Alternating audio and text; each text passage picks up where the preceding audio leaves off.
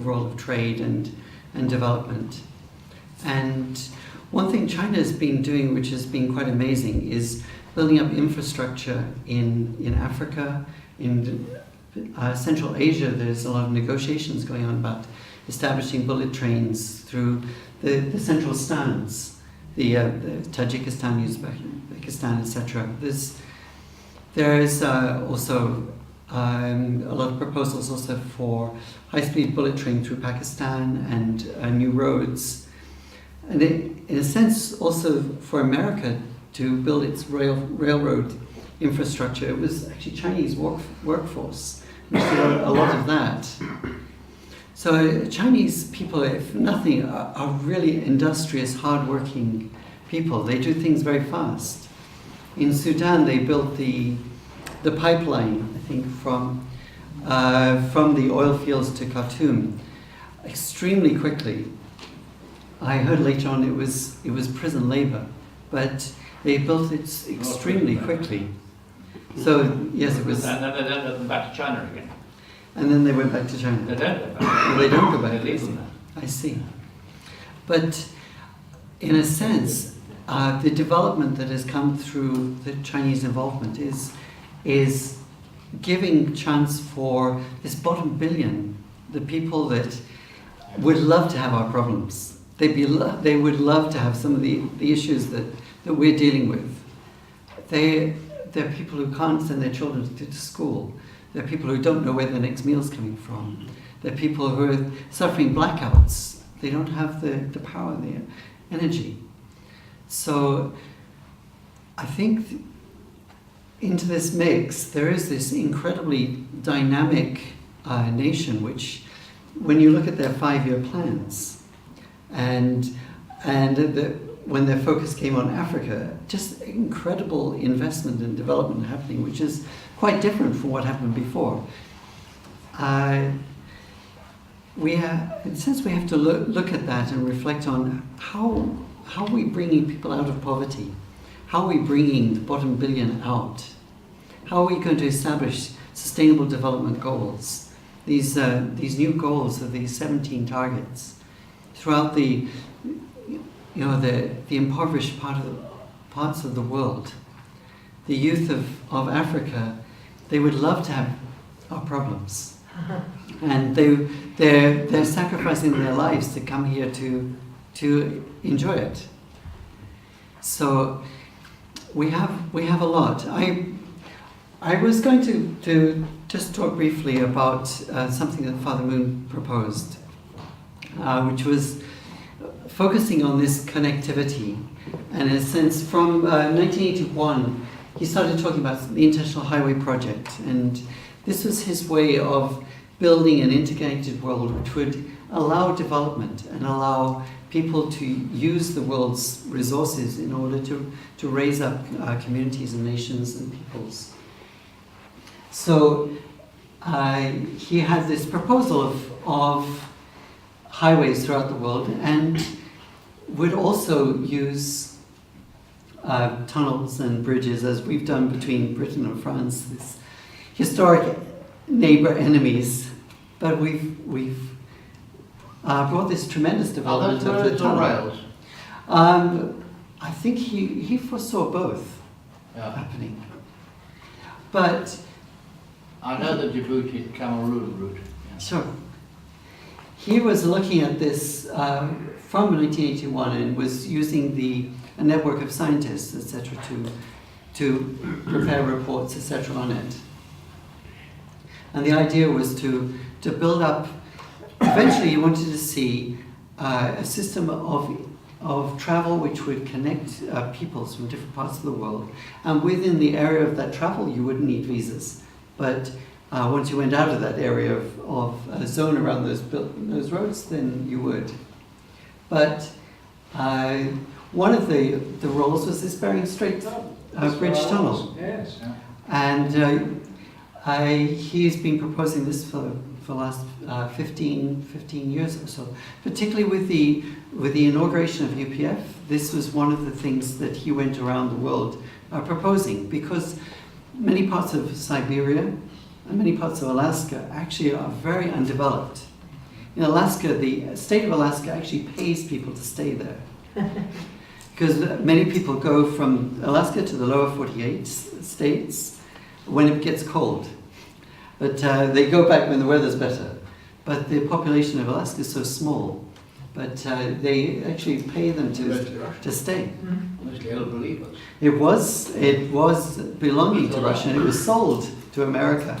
And they still have the Russian Orthodox churches. Yeah. So the Bering Strait tunnel project was received so well in Russia, and they really were quite keen to promote it. In America, it's like a dead duck. No? Is it changed? I talked to the governor of Alaska last. I did a piece on this, and they said that they would welcome it because it would connect them with Asia, and they're very keen for it to go ahead. And Wow. they've got a guy in Anchorage. Wow. There you go, he knows more about it. That's great. But the people who were associated with this in America, they didn't get anywhere. No. But that was from 10 years ago. Oh, yeah. So I don't have up to date. I'll update you. Oh, that's great. Thanks. So the idea is that there are so many resources in Siberia and in Alaska which are untapped. And using these resources, we can bring further development of humankind. So this is like an artist's impression of various parts of it.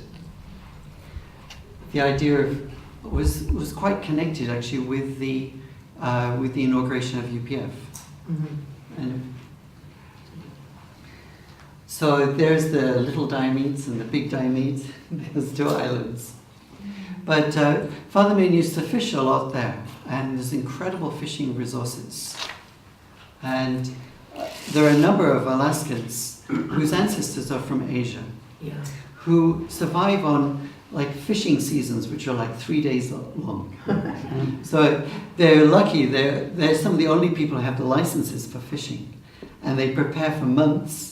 They have all the top equipment, etc. And they go for 3 days and they fish like crazy. They bring in huge amounts, and that funds them for the rest of the year. And then some of them have one or two fishing licenses according to the type of fish.